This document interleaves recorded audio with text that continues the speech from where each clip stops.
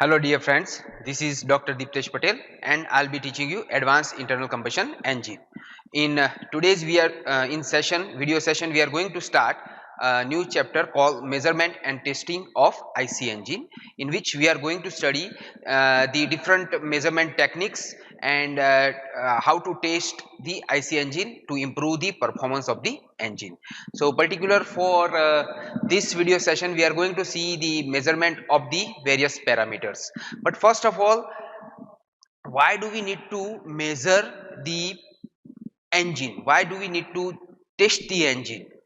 All the engineers, especially design engineers, automobile engineers and mechanical engineers, their aim is to improve the performance of an IC engine, to reduce the overall cost, to reduce the initial cost and the running cost of an engine. We know that the engine performance is basically represent the success of the engine to perform the task which is assigned to it. So like basically we know that whenever the engine was introduced into the commercial world, initially the power that it was producing was much lower as compared to the recent trends or recent era.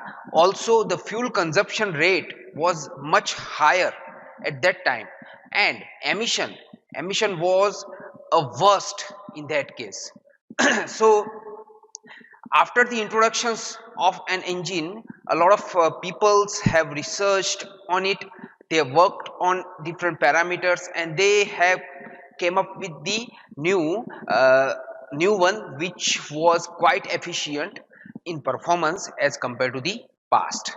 We know that the energy conservations would takes place into the IC engine. It's a kind of prime mover in which the chemical energy of the fuel is converted into the mechanical energy, and that is used to be utilized for the automobile vehicles. Now, to perform the testing of an engine, there are many things that we need to evaluate, and those things has been mentioned here. Start with the specific fuel consumption, brake mean effective pressure, specific power output, specific weight, exhaust smoke and other emissions. So these are the different parameters that need to be checked, that need to be tested, that we need to check the performance of these parameters by using the various equipments, various instruments to enhance the overall performance of the engine. Now there are a lot of different parameters, or in short we can say it's a large scale of parameters associated while testing an engine, and it is physically impossible to look into the each and every parameters. So therefore engineers have come up with the solutions to test the different uh, basic measurement, to test the different things for the performance measurement of an IC engine, and those are speed, fuel consumption, air consumption, smoke density or emissions, then brake horsepower, indicated horsepower, friction horsepower, also the heat balance sheet or performance of SI and CI engine, and the last one is exhaust gas analysis. So these are the various tests which carried out to check the performance of an engine, performance of an IC engine. So what we are going to do, we are going to see how does these test takes place, what are the different equipments are used to check these all parameters, these are tests, and we are going to see each of them one by one. So let's start with the measurement of speed. How does the speed is measured into the IC engine? Now there are a wide range of equipments are used to measure the speed, and those are widely available into the market. However, the few equipment which are known as the tachometer. So like even tachometer is classified into the different categories such as mechanical tachometer, then triggered electric tachometers or the digital tachometers. So these are the reliable equipment to measure the speed accurately. In the measurement of the speed, the speed is measured to count the number of revolution in a given time.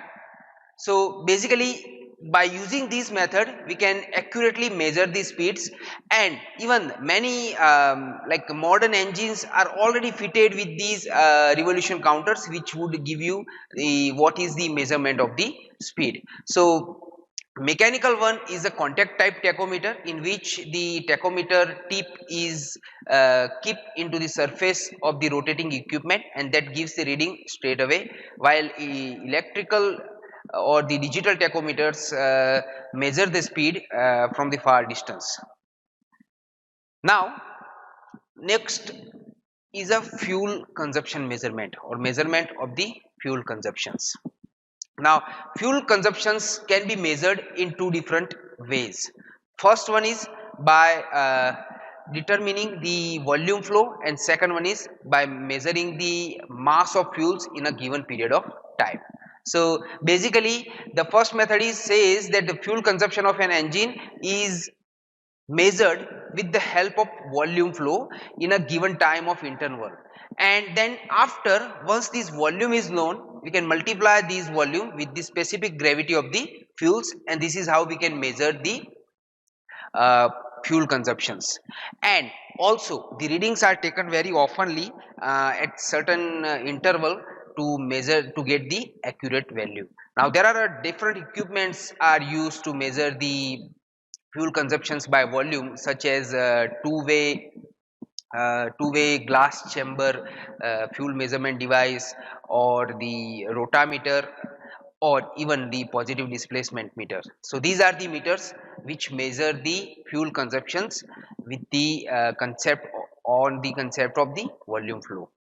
Second one is to measure the fuel consumption with the help of the given mass of fuel with respect to time, in which the counterbalance equipments is used, in which at the one end the fuel tank is provided which is filled with the fuels, and it is ultimately connected with the engine. When the engine start consuming the fuel from this tank, and after certain period of time these fuels would come up into the balance, and the time interval has been taken to measure the overall fuel consumptions. So this is how the fuel consumption measured into the measurement of the IC engine.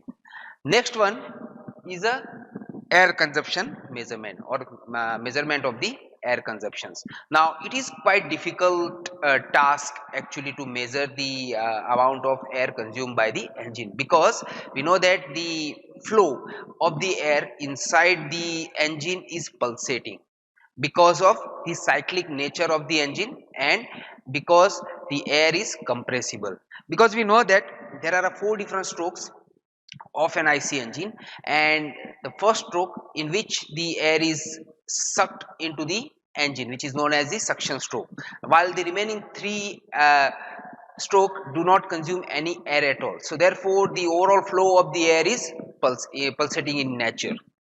Also air is readily compressible fluid, and therefore it is quite difficult to measure the air consumptions. So therefore certain modern techniques have been developed, because the simple methods of using orifice is it does not provide any accurate reading because of the pulsating, and therefore the readings or the value which has been calculated with the help of the simple orifice would be unreliable, and therefore couple of techniques have been developed to measure the air consumptions. And as you can see here, two different methods to measure the consumptions of the air, and those methods are airbox method and viscous flow air meter. In airbox method, the large airbox is provided in which the air is taken from the atmospheres, which would be occupy the space inside the air box, and then after it is taken into the engine. And venturi is provided at the one end, so orifice is provided at the one end, and that is measure the air consumption. So here the airflow would be constant, would not be pulsating in nature, because we are providing the large volume of box. Second one is a viscous flow in meter, in which the viscous resistance is provided into the airflow. So as you know, the air is flowing through the inlet manifold, in which the viscous resistance is provided into the inlet manifold, and the pressure difference into the intake manifold is being taken with the help of equipment such as manometers, and we can measure the overall air consumptions into the engine. So these are the two different methods which is used to measure the air consumptions. Now let's jump into the next topic. It's a measurement of brake powers. Now this is very important, because it is directly associated with the power that is obtained from the IC engine, and therefore it is always expected to have the reliable and accurate results, because it is the important part of an IC engine, because it will give you the straight values of the power that is being produced by the engine. So in brake power measurement, basically we measure the torque and the angular speed of the engine output shaft, and we take these values at the output of the shafts, and therefore there are different equipments which is used to measure the brake power, and one of them is a dynamometer. So dynamometer is the equipment which is reliably used to measure the brake power worldwide, and it would give you the most accurate results of the different values. It can also be useful to calculate the indicated power and the friction power as well, because that can be obtained with the formula which has been described earlier.